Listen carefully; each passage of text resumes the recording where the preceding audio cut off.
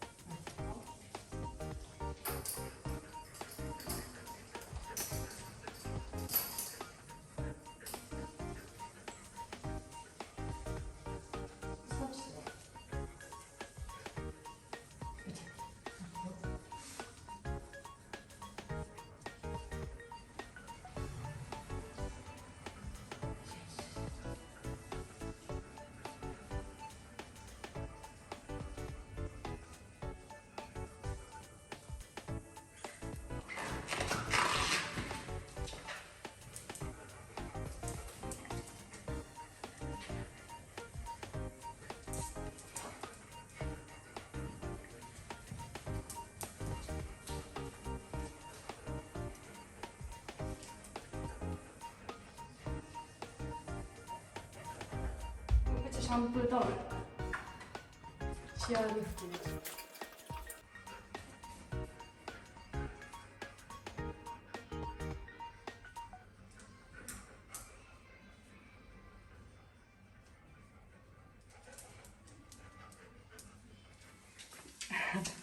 よいしょ。ね、待っててくれてんの、姉ちゃんがお片付け終わるの。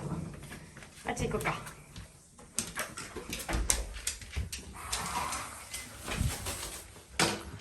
ぶんちゃんのうんぽこピーナッツ取ってるだけだよ。あっち行こ